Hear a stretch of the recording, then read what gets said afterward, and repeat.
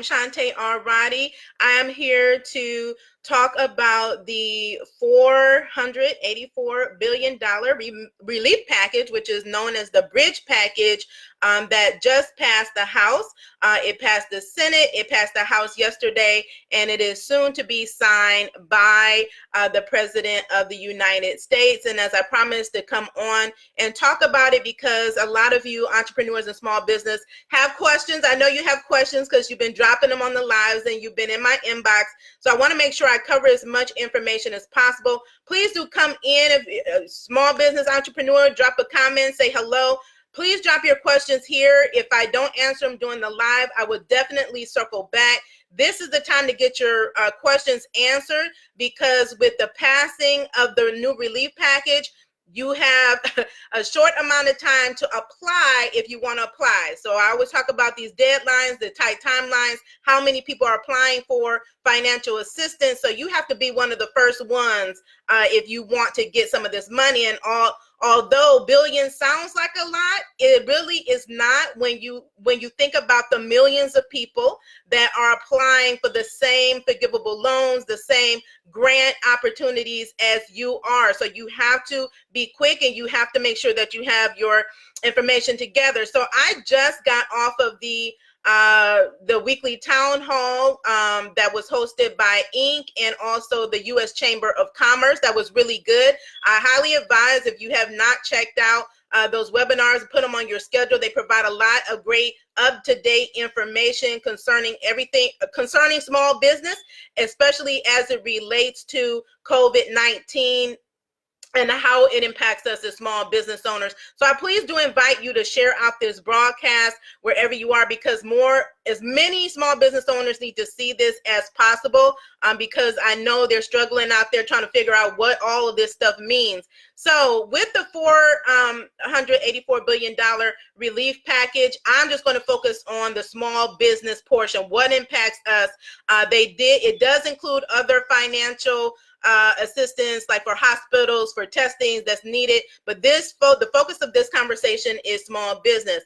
So in this relief package, it included replenishing money for the PPP program, the Paycheck Protection Program, and the Economic Injury Disaster Loan Program, which were exhausted right after 2 weeks. The billions of dollars that were designated to them was exhausted. So this relief package, what it's doing is replenishing those dollars. So those that have applied that are still waiting in the pipeline because it stopped because of funding, this is your opportunity to still get in on that. And then also those of you have not applied yet, once they open it up, when I say they, the SBA, your lending institutions open back up the application process, you can then start applying to these programs. So if you didn't get in before, I would encourage you to apply. Now for the PPP program, they have allocated $310 billion to this Paycheck Protection Program. And this is really, the monies are really there for you as an employer, right? A small business employer to retain, to maintain, to hire, rehire your employees.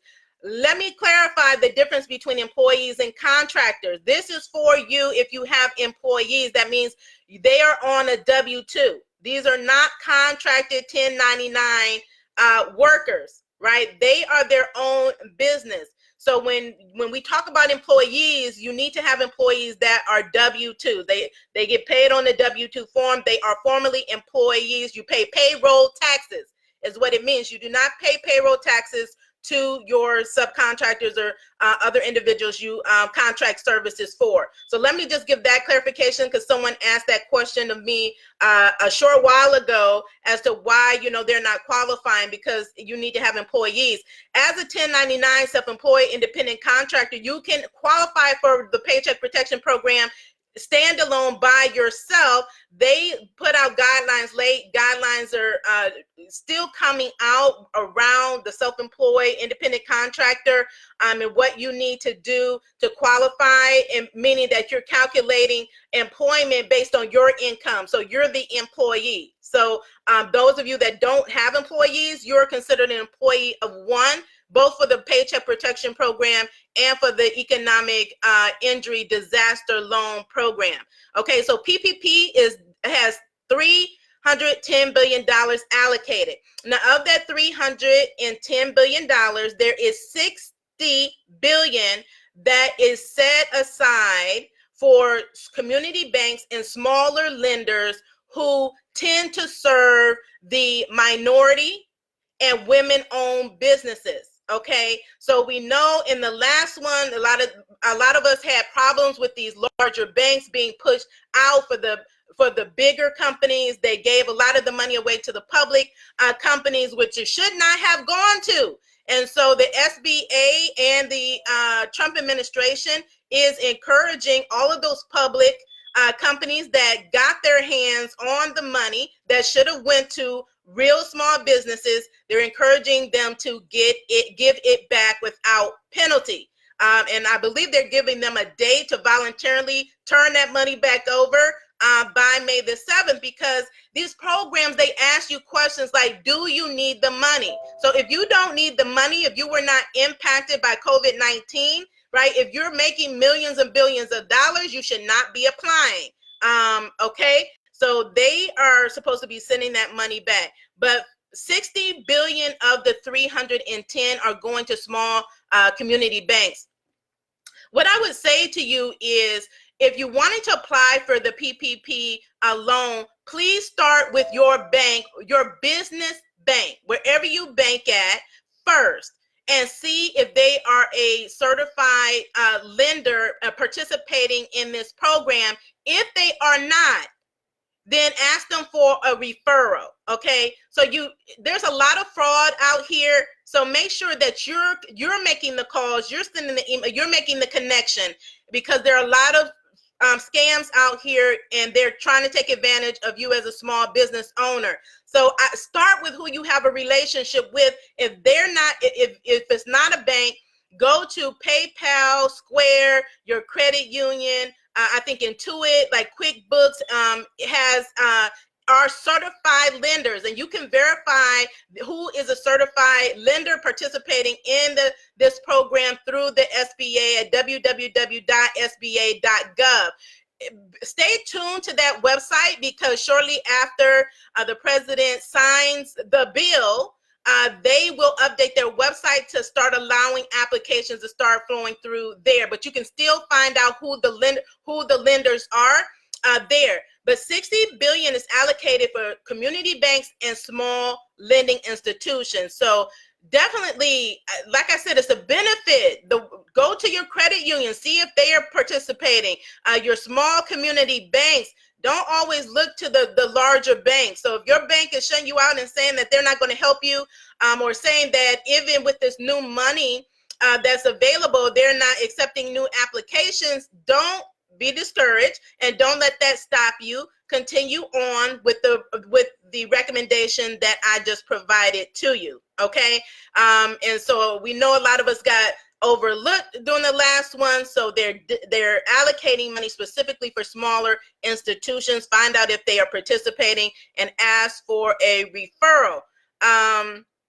Okay, so that's the PPP loan. So 60 billion has been allocated for the Economic Injury Disaster Loan Program through the SBA. Okay, and so that includes that loan advance that they said that is up to $10,000, which they have made some changes, which means that it's up to $10,000, $1,000 per employee, up to $10,000. So you can apply. If you apply for that loan, just be patient, because I applied as well. I did not receive the money in 3 days like they said, but I applied way back in March, right, on that March date. So I think it was March 30th. So know that you're in the pipeline waiting for them to fund it, and you should see that come through. But again, you have to be quick in applying. So if you have not gotten your application in, call your bank. Follow up. If you put in your application PPP and you haven't heard anything, find out what the status is, Because also people want to know, well, if I haven't heard back or can I apply elsewhere? You can, but you can't double dip. So you can't get a PPP loan from one institution and get it from another institution. Okay. For the EIDL loan, they are allocating 30 billion for the loan part of the program. Okay, that's specifically for the loan part. So when you apply for the loan, whether or not you're approved, you get a grant. Okay, so and for the advances, what they call that is an advance. So for the advances is $10 billion that is allocated for that. So that's $10 billion for the advances and $30 billion for the loan. That is the economic injury disaster loan. Okay, so the both funding opportunities have been replenished. You can apply for both. PPP is mainly for payroll, to protect employees, to help you keep them on staff, right?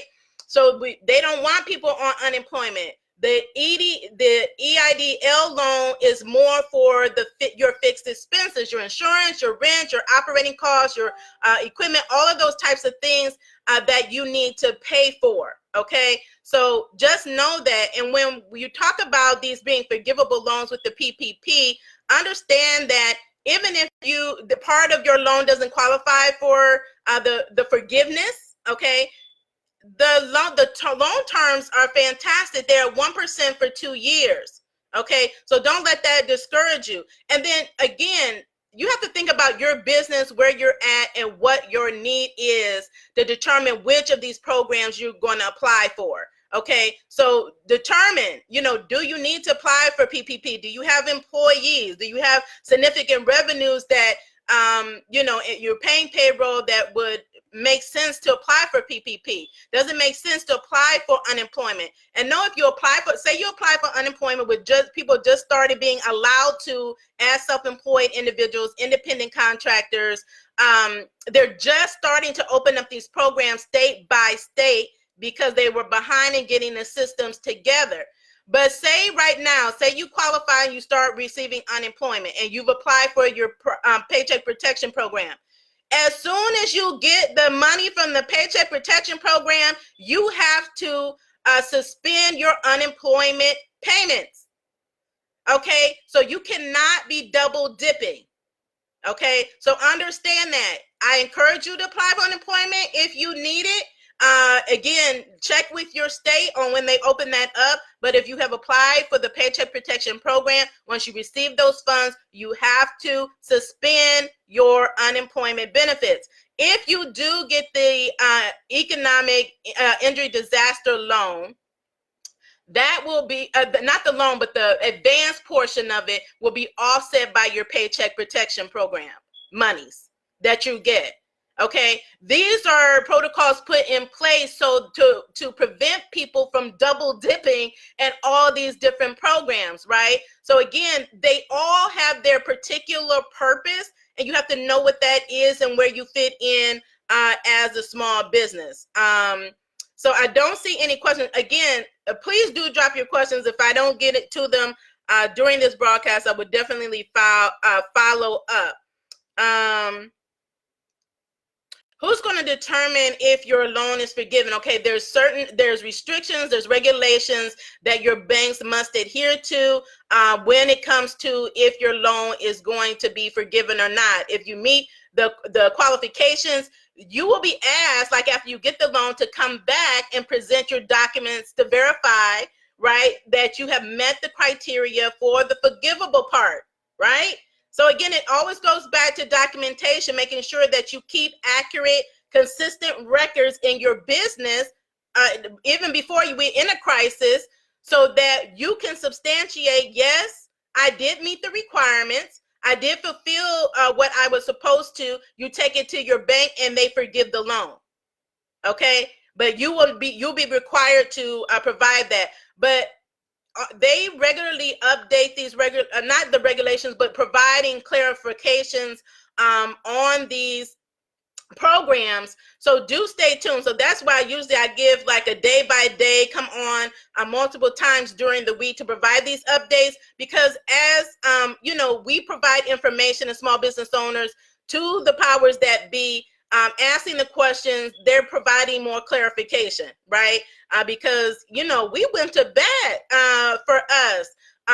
You know, we people were in an uproar for the simple fact that public institutions, companies that's making millions and billions of dollars were able to get access to money when entrepreneurs and small businesses that need it are still waiting and haven't gotten it. So we're hopeful that with the new guidelines and regulations that they put in place, that will not happen, and that there will be more money due to the fact that they are hopefully the public institutions, which I posted yesterday. Please see them, okay? Because remember them if they do not pay that money back, because they never should have taken out the loans in the first place, okay? Let me see. Yeah, so just to recap, just to be careful, you know, not to look at or seek out, look at those that may be fraudulent. So companies that may be sending you information in emails, you contact your banks that you already do business with. You contact the SBA. They have a drop-down list of pre-approved financial institutions that are qualified to provide loans under these programs, okay? So you really pay attention to that, because fraud is huge, not just with this program, but millions of Americans get taken advantage of and frauded billions of dollars every year through a number of different programs. So just be careful, because people use times like this when people are most vulnerable to take the most advantage. So these companies, you know, the legitimate ones, are not going to come after you asking you for all these information. They're not soliciting you. You go to them. And so if you need any additional recommendation, feel free to ask. But I already mentioned PayPal, Square, that a lot of you already use as your pay processing systems. I would encourage you, if you don't have a relationship with your bank now, start developing a relationship with them, learn more about them, and see if they are really for small businesses. So some of the banks that I bank with and have relationships with, Huntington is one, Dollar Bank is another one, my credit union.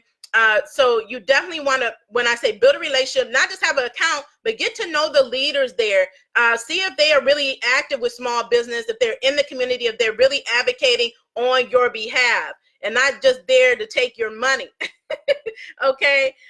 So again, I think that's all, because there's so much to this. So I will come back on for you know, more clarifications on other part of the process, because I know some have been asking about how do you fill out the application. You've been asking about certain terms to be aware of, but this is really specifically to let you know about what the new package consists of and how that impacts you as a small business, what you're entitled to, and to encourage you to get your applications in, okay? And then make sure that you follow up. If you already have your applications in, whether it's for the PPP loan program or it's with the economic injury disaster loan, make sure you do follow up if you don't know where you are in the process. And know that if you just started a business in March and April, you don't qualify. So you must have been in business before or by February the 15th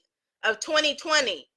Okay, so you must have had your business, been in business, operating your business by February 15th, 2020. So again, if you just started your business in March, if you started your business in April, I would just encourage you to just do your due diligence and get prepared.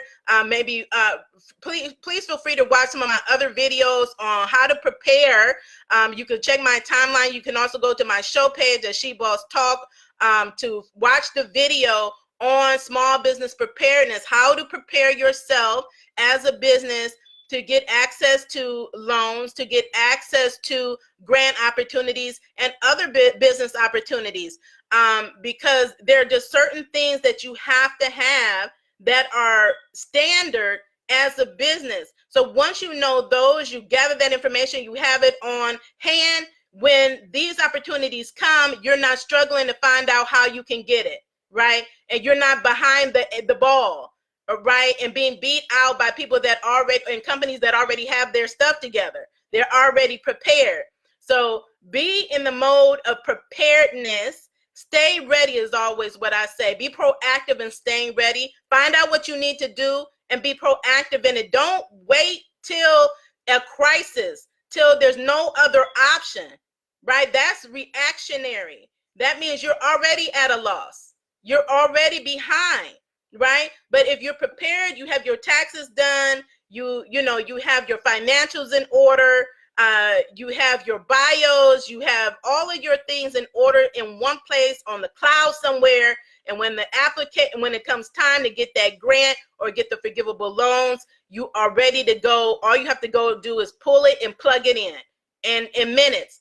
And the thing is about this time right now, because it's such an unprecedented time, these monies are available, they have simplified the process for you. So you don't have lengthy applications or grant applications, which they tend to be, right? Usually you have to hire a grant proposal writer. You do not have to do that.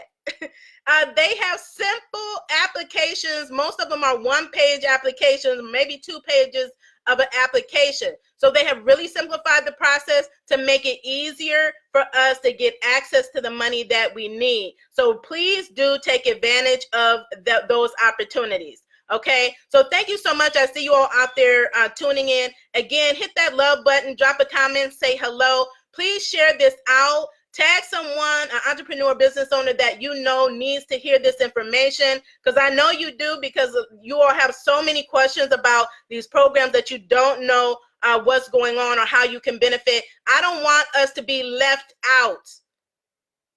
Don't get left out, and don't leave someone else out because you don't want to share the information. We're in this together. We have to be of the mindset to help each other get through this, right? So we can do it if we do it together, okay? So be willing to share, be willing to help others during this time. Feel free to reach out to me if you need any assistance. And again, I just want you all to be blessed, stay safe and in good health. And I will talk to you later when I have more updates. Have a great day.